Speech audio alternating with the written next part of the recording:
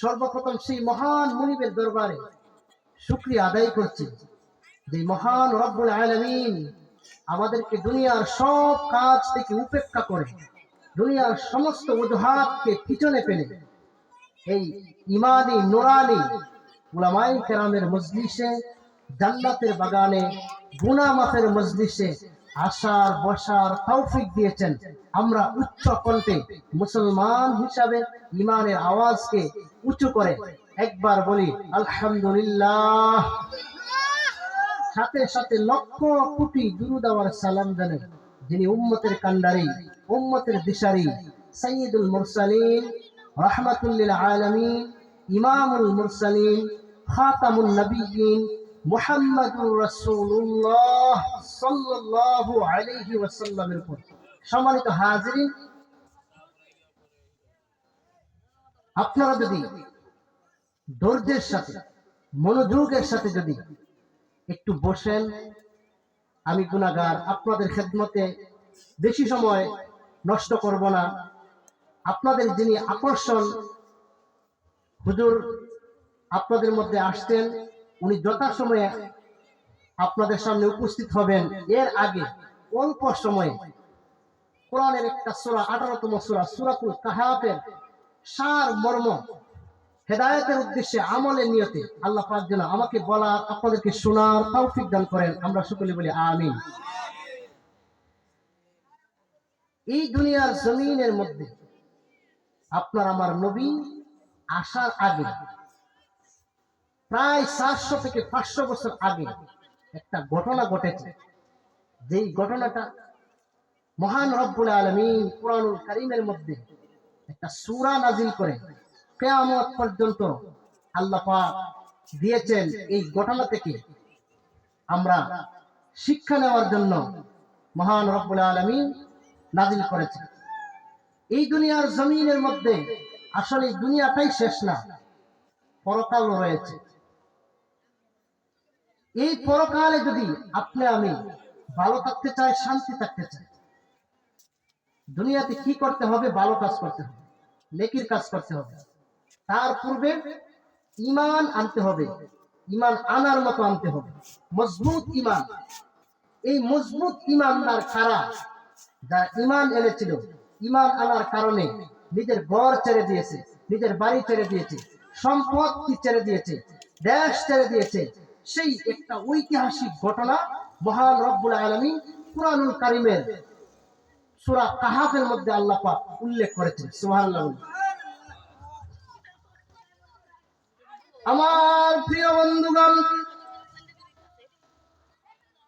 আমার আপনার নবীর দুনিয়াতে আসার আগে প্রায় 400 বছর আগের একটা ঘটনা।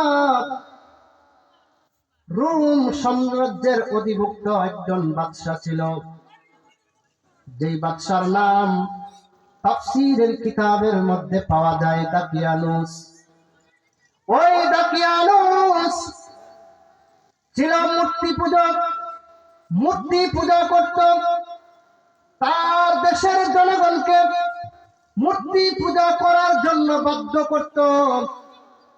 এই জালেম শাসক তার দেশের মধ্যে পৌত্তলিকতা চালু করে দিয়েছিল। ওই দেশের মধ্যে ইমানদার বলতে কেউ নাই। একজন ইমানদার পাওয়া গেলে তার দেহ থেকে মাথা আলাদা করে দেওয়া হতো। ইমানদার বলতে ওই দেশের মধ্যে কেউ ছিল না। ওই দেশের প্রধান ছিলেন দাকিয়ানুস। ওই দাকিয়ানুস বাৎসরিক একটা মেলার আয়োজন করত, মেলার আয়োজন। ওই মেলার মধ্যে ছোট থেকে বড়, ছেলে মেয়ে, পুরুষ মহিলা সবাই ওই মেলার মধ্যে আসতো। মূর্তিকে সম্মান করত, মূর্তিকে প্রভু বলে বিশ্বাস করত। দুনিয়ার যত ফাহেশা কাম আছে সব কাজ তারা ওই মেলার মধ্যে করত। জাঁকজমক ভাবে যখন মেলা শুরু হয়ে গেল, ওই মেলা থেকে একজন যুবক মেলা থেকে উঠে যায়। দূর একটা গাছের মধ্যে, গাছের নিচে গিয়ে আশ্রয় নেয়। চিন্তা করে, যেই দেশের জনগণরা আল্লাহর ইবাদত করে না, আল্লাহর উপাস্য করে না, আল্লাহর হুকুম মান্য করে না, নিজের হাতে মূর্তি বানাইয়া যেই মূর্তিকে ভক্তি করে, শ্রদ্ধা করে, এটা তো ঠিক নয়। আরে যুবক বন্ধুগণ, কেমন যুবক ছিলেন আসহাবে কাহাফের যুবকরা! যেই যুবকের ইমানের কথা শুনলে পরে আপনার আমার অন্তরটা নরম হয়ে যায়। ইমানদারের ইমান যত মজবুত হয়, ইমানের পরীক্ষাও তত কঠিন হয়। ইমানদারের ইমান যত মজবুত হয়, ইমানদারের ইমানের পরীক্ষাটাও তত বেশি কঠিন হয়। ওই আসহাবে কাহাফের একজন যুবক মেলার অনুষ্ঠান ছেড়ে গাছের নিচে বসে ভাবতে লাগলেন, নিজের হাতে মূর্তি বানাইয়া নিজেই সিজদা দেয়, নিজেই তাকে আবার প্রভু মনে করে। এইভাবে আরেকটা যুবক মেলা থেকে চলে গেল। ওই যেই যুবকটা গাছের নিচে বসা ছিল, ওই যুবকের কাছে। এইভাবে যেতে যেতে 7 জন যুবক গাছের নিচে গিয়ে বসলো। কেউ কারোর সাথে কথা কয় না। সর্বপ্রথম যেই যুবকটা গিয়েছিল, ওই যুবকটা বলে, আমি যদি তাদেরকে প্রশ্ন না করি, জিজ্ঞাসা না করি, তাহলে তাদের কাছ থেকে আমি কোনো উত্তর পাবো না। সর্বপ্রথম যেই যুবকটা গিয়েছিল, ওই যুবকটা বলেন, ওরে আল্লাহর বান্দারা, তোমরা এত সুন্দর মেলার আয়োজন চলতেছে, এত জাঁকজমকপূর্ণ মেলার অনুষ্ঠান চলতেছে, এই মেলা ছেড়ে তোমরা কেন গাছের নিকটে আসলে? 6 জন যুবক একই সুরে বললেন, আপনি তো প্রথম আসলেন, আপনি কেন এই মেলার আয়োজন ছেড়ে এই গাছের নিকটে আসলেন? ও আমার কলিজার টুকরা যুবকরা, আসহাবে কাহাফের যুবকদের ইমানি চেতনা তোমরা একটু মনোযোগ দিয়ে শোনো। কেমন ইমানদার ছিল, কেমন ইমান নিয়া তারা এই দুনিয়ার জমিনের মধ্যে আল্লাহর কালেমাকে দাওয়াত দিয়েছেন, আল্লাহর কালেমার পরিচয় তুলে ধরেছেন।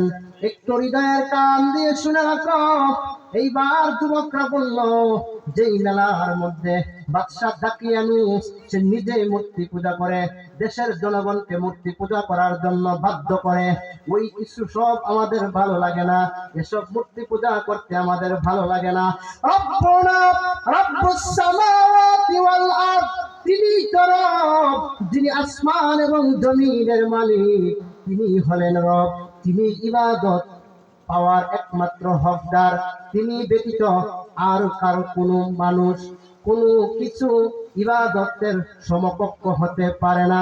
এইবার মেলার মধ্যে কত মানুষ থাকে। গোয়েন্দা বাহিনীরা বাদশাহ দাকিয়ানুসের কানে খবর পৌঁছে দিল, ও বাদশাহ দাকিয়ানুস, আপনার তো খবর নাই, আপনি তো দেখেন নাই, আপনার দেশের মধ্যে, আপনার জনগণের মধ্যে 7টা যুবকদের হয়েছে যারা আপনার হুকুম মানে না, এই দেশের রাষ্ট্রীয় আইন তারা মানে না, এই দেশের হুকুম তারা মানে না, আপনার হুকুম তারা মানে না। তারা আপনার হুকুম ছেড়ে তারা আল্লাহর ইবাদত করবে বলে তারা মেলা থেকে চলে যায়। এইবার বাদশাহ দাকিয়ানুস বলে, তাদেরকে সেনাবাহিনী পাঠাও, সেনাবাহিনী পাঠাইয়া তাদেরকে আমার কাছে নিয়ে আসো। এইবার বাদশার বাহিনীরা আসহাবে কাহাফের 7 জন যুবককে ধরে আনলেন বাদশার কাছে। বাদশাহ বলেন, যুবকরা রে, সব কিছু আমি শুনেছি, সব কিছু আমি বুঝেছি। যদি তোমরা যুবক না হইতা, যদি তোমরা কম বয়স্ক লোক না হতে, তাহলে এখনই তোমাদেরকে দেহ থেকে আমি মাথা আলাদা করে দিতাম। সাবধান সাবধান হয়ে যাও। যেই দেশের মধ্যে সবাই মূর্তি পূজা করে, যেই দেশের মধ্যে সবাই পৌত্তলিকতাকে বিশ্বাস করে, যেই দেশের মধ্যে আমি বাদশাহ দাকিয়ানুসকে মানে, আমি বাদশাহ দাকিয়ানুসের হুকুম মেনে সবাই চলে, ওই দেশের মধ্যে তোমরা আরেক আল্লাহর ইবাদত ইবাদত করবা, এটা মেনে নেওয়া হবে না। তোমাদেরকে 3 দিনের সময় দেওয়া হলো, 3 দিনের মধ্যে তোমরা সিদ্ধান্ত পরিবর্তন করে আমার কাছে চলে আসো। আর যদি তোমরা তোমাদের সিদ্ধান্তকে যদি পরিবর্তন না করো, তাহলে দেহ থেকে কল্লা আলাদা হওয়ার জন্য তোমরা রেডি থাকো। বাদশা দাকিয়ানুস আইন জারি করে দিলেন। কেমন ইমানদার! ইমানদারের ইমান যত মজবুত, ইমানদারের পরীক্ষাটাও তত কঠিন। এইবার 7 জন যুবক বাদশার সামনে দাঁড়াইয়া হিম্মতের সাথে, সাহসিকতার সাথে কথা বলতেছেন, বাদশা আপনি ভুলের মধ্যে রয়েছেন, আপনি আপনার হুকুম আমরা মানতে পারবো না। কারণ হলো যিনি আপনাকে সৃষ্টি করেছেন, রব্বুনা রব্বুস সামাওয়াতি ওয়াল আরদ, যিনি এই জমিন সৃষ্টি করেছেন, যিনি আসমান সৃষ্টি করেছেন, তিনি হলো রব। কথা বলুন ঠিক কিনা? আমাদের রব কে? আল্লাহ হলেন আমাদের রব, আল্লাহ হলেন আমাদের পালন কর্তা, সৃষ্টিকর্তা। বাদশা 3 দিনের সময় দিলেন। যুবকরা পরামর্শ করতেছেন, আসলে আমরা 7 জন একদিকে আর সারা দেশ একদিকে, সুতরাং তাদের সাথে লড়াই করে আমরা সাময়িকভাবে পারবো না।